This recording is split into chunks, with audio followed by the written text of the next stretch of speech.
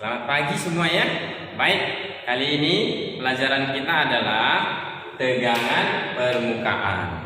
Iya, tegangan permukaan apaan sih itu ya nak ya? Baik, tegangan permukaan ini adalah perbandingan antara ya nak ya, gaya terhadap panjang yang diberi gaya ya nak ya. Jadi kalau kita lihat misalnya ini ada permukaan ya nak ya, permukaan dari fluida ya. Kemudian permukaan fluida ini kita anggap lapisan atasnya lapisan tipis ya nak ya. Berarti ini ada panjang ya nak ya, dari sini ke sini. Kita tulis misalnya ini ya nak ya. Ini adalah sepanjang L ya. Jadi yang disebut dengan tegangan permukaan adalah gaya yang diberikan oleh fluida ini untuk menahan permukaan ini sepanjang L ya nak ya. Jadi sepanjang L. Jadi gaya di sini ya yang bekerja terhadap ya permukaan sepanjang garis tipis ini kita sebut saja L ya nak ya. Jadi tegangan permukaan adalah perbandingan ya nak ya. Perbandingan ya gaya terhadap ya panjang ya lapisan yang diberi gaya ya terhadap panjang yang diberi gaya ya. Jadi bisa kita rumuskan dengan tegangan permukaan adalah panjang gaya yang bekerja ya nak ya terhadap panjang ya yang terkena atau diberi gaya ya. Jadi tegangan permukaan adalah gaya yang bekerja terhadap panjang yang diberi gaya, ya. Atau juga bisa kita buat nanti di sini nah, tegangan permukaan untuk kasus tertentu, tegangan permukaan adalah ya nak ya, gaya tegangan ya dibagi dengan keliling ya nak ya, keliling. Ya. Jadi kalau kita lihat contohnya ini ya, contohnya adalah serangga ya yang berada ya di atas permukaan ya, di atas permukaan air. Jadi dia tidak tembus kakinya ke dalam ya, karena ataupun contoh lain adalah pisau silet ya nah ya, tahu pisau silet ya nah ya, pisau cukur ya yang kita letakkan di atas permukaan tidak tembus dia ya nah ya. Nah, di situ kasusnya adalah keliling dari bendanya ya nah ya. Jadi kita simpulkan sini gamma adalah tegangan permukaan ya, tegangan permukaan Newton per meter ya nah ya, Newton per meter. Kemudian F di sini adalah gaya tegangan permukaan ya nah ya, gaya yang bekerja ya nah ya, Newton. Kemudian ada L di sini yaitu panjang ya nak ya, panjang yang diberi atau yang terkena gaya ya, panjang yang diberi gaya ya nak ya, satuannya meter ya nak ya. Jadi sudah jelas kenapa serangga tidak tembus ke dalam fluida misalnya air, karena ada gaya yang menahannya yaitu tegangan permukaan ya nak ya. Baik, kita masuk selanjutnya ya mengenai gejala ya kapilaritas ya, gejala kapilaritas ya. Apa sih gejala kapilaritas itu ya?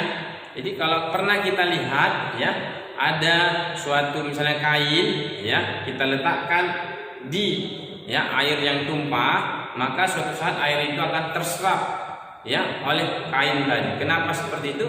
Karena adanya kapilaritas ya. Jadi gejala kapilaritas itu ya nak ya adalah gejala ya naik atau ya nak ya turunnya ya nak ya fluida ya melalui pipa kapiler ya nak ya. Gejala naik atau turunnya. Kenapa bisa dia naik atau turun? Ini dipengaruhi oleh gaya kohesi dan adhesi. Ya, nah ya. Ya. Ya, dipengaruhi ya nak ya. Dipengaruhi oleh ya gaya, kohesi dan adhesi ya nak ya. Jadi seperti yang sudah kita ketahui bahwasanya gaya kohesi ya nak ya itu adalah gaya tarik antar molekul sejenis ya nak ya. Gaya tarik antar molekul sejenis ya, sejenis. Misalnya gaya tarik antar molekul air dengan molekul air ya nak ya. Sedangkan gaya adhesi ya nak ya, yaitu gaya tarik antar molekul tidak sejenis ya. Jadi antar molekul ya tidak sejenis.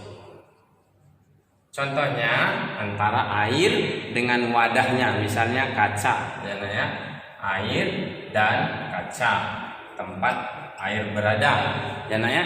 Jadi keadaan akibat gaya kohesi dan adhesi di sini ya dapat menimbulkan ya nak, permukaan yang cembung dan cekung ya nak ya. Jadi permukaan yang cembung dan cekung itu ya kita misalkan di sini ya nak ya. Ini ada suatu wadah ya nak ya, berisi fluida misalnya air ya. Kenapa nanti airnya bisa cekung seperti ini ya nak ya? Misalnya ini ada airnya ya. Dikarenakan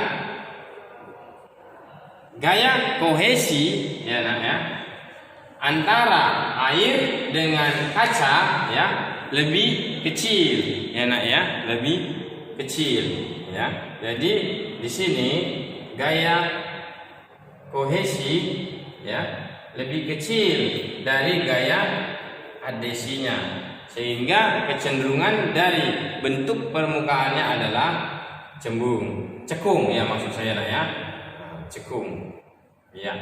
Baik ya, cekung dia ke dalam ya nak ya, perhatikan ya, cekung. Kemudian kalau yang seperti ini ya, misalnya kita isi ya raksa atau hidrogerum ke dalam misalnya tabung reaksi ya nak ya, maka kecenderungannya adalah cembung ya nak ya, cembung dia ya.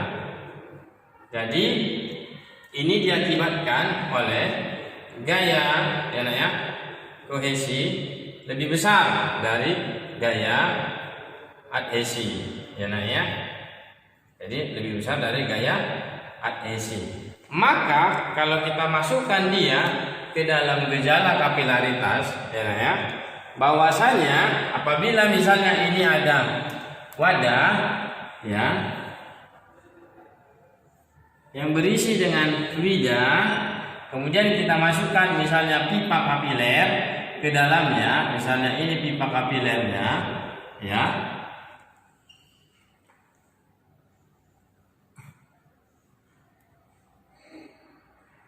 Baik, maka kalau di dalamnya ini ada fluida, nanti bisa ada dua keadaan. Yang pertama dia itu cekung tadi ya nak ya, seperti ini. Ya. Jadi kalau kita masukkan ini ke dalam, tentu saja fluida-fluida yang di sini nanti ya nak ya akan terdorong masuk ya nak ya ke dalam. Terdorong masuk ke dalam sehingga naik fluidanya ke dalam pipa ini. Itulah yang disebut dengan kenaikan ya nak ya fluida atau zat cair di sini melalui pembuluh pipa kapiler. Jadi ini ada pembuluhnya ya nak ya, naik dia ke atas sehingga suatu saat misalnya sampai di sini ya nak ya. Nah, jadi bisa di sini. Maka di sini ada yang bisa kita lihat, ada ya nak ya sudut ya nak ya. Ini ada sudut kontak ya nak ya. Jadi yang cekung ini ada sudut, membentuk sudut ya nak, ini kan cekung. Ada membentuk sudut sebesar theta ya, atau ini dia ya nak ya, cekung ya nak ya, sebesar theta. Jadi inilah namanya tegangan permukaan. Nah, yang cekung ini tegangan permukaan ya nak ya, kita tulis dengan gamma ya nak ya. Tetapi nanti yang kita substitusi adalah gamma yang tegak lurus berarti ini kita proyeksikan ke sumbu Y supaya vertikal ya. Berarti ini yang kita pakai nanti ya nak ya. Nah, ini apa? Kalau di sini ada sudut tetanya, berarti kan proyeksi dari sini karena maka ini adalah gamma cos theta. Ya karena baik. Jadi di sini juga ada gaya berat oleh fluida itu ya. Di sini gaya beratnya menuju pusat bumi yang kita tulis dengan W, ya kan? Kemudian di sini ada gaya yang menahan ke atas, ya nak ya. Namanya apa tadi? F, ya nak ya. Jadi dari sini bisa kita buat persamaan, ya. Tapi kita lihat dulu ini untuk yang permukaannya cekung. Kalau kita lihat untuk yang permukaannya cembung seperti ini, kita masukkan di sini, ya, suatu pipa kapiler. Maka, ya, di sini fluidanya nanti ya akan mengalami bentuk cembung, ya nak ya. Maka di sini terjadi penurunan. Nah, inilah dia nak ya. Jadi di sini sudut kontaknya ya lebih besar, ya. Lebih besar dari sini. Di sini sudut kontaknya lebih kecil dari 90 derajat kalau kita lihat ya karena kalau ini kan tegak lurus, berarti ini lebih kecil dari 90. Kalau ini kalau kita lihat di sini ya, kalau ini tegak lurus, berarti ini sudut kontaknya lebih besar dari 90 derajat, maka permukaannya cembung ya karena baik. Di sini sudah kita lihat ya dua keadaan ya nak ya. Nah, ini juga ya ada sudut kontaknya berarti sini ya kan. Nah, ini ada tegangan permukaannya. Berarti yang kita pakai di sini nanti ya. Nah, ini dia ya cos theta ya kan, tegangan permukaan. Baik, kalau kita masukkan ke persamaan bahwasanya sesuai hukum Newton, gaya berat di sini sama dengan gaya tegangan permukaan ya kan. Baik, gaya berat dari fluidanya berarti massa fluida dikali percepatan gravitasi sama dengan gaya tegangan permukaan adalah ya tegangan permukaan dikali dengan di sini kita pakai keliling lingkaran ya, keliling ya, keliling dari lingkaran ya, keliling lingkaran. Baik, massa fluida itu kalau kita hubungkan dengan fluidanya berarti massa jenisnya ya kan seperti yang sudah kita ketahui bahwasanya ya massa jenis fluida adalah massa fluida dibagi dengan volumenya ya nak ya. Kemudian massa fluida berarti ini bisa kita ganti massa jenis fluida dikali dengan volume. Massa jenis fluida dikali dengan volume, fluida dikali dengan percepatan gravitasi. Jadi di sini tegangan permukaan yang kita pakai adalah yang ini, yaitu yang tegak lurus ya nak ya, berarti gamma dikali cos theta. Ya, rumus dari keliling lingkaran adalah 2pi dikali dengan jari-jari lingkaran ya karena jari-jari lingkaran ya karena kita lihat di sini volume fluida baik di sini ada kita lihat tinggi ya, tinggi atau kenaikan dari fluida itu yang kita tulis dengan H. Kalau di sini juga ada tinggi tapi dalam hal ya minus negatif yaitu H juga penurunan. Jadi karena ada di sini kenaikan naik atau turunnya fluida ya nak ya. Baik, kita masukkan ke sini massa jenis fluida dikali dengan volume fluida itu apa? PR kuadrat dikali tinggi ya karena dikali dengan G. Maka di sini ada rho dikali cos theta dikali dengan 2pi R. Ada hal yang bisa kita ya eliminasi di sini yaitu pi dengan pi ya karena R dengan R. Kemudian apalagi ada yang bisa kita eliminasi? Tidak ada.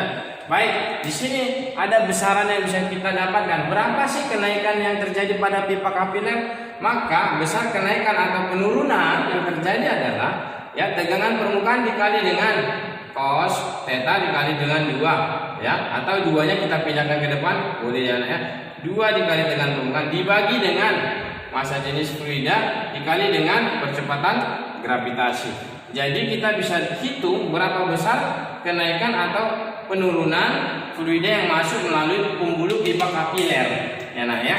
Jadi H di sini adalah kenaikan atau penurunan ya nak ya, kenaikan atau penurunan fluida ya nak ya yang masuk melalui pembuluh pipa kapiler ya meter.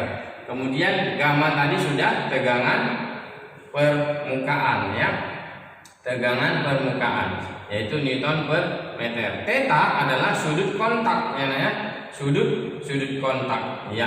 Kemudian rho F adalah massa jenis fluida ya nak ya, kilogram per meter kubik ya. G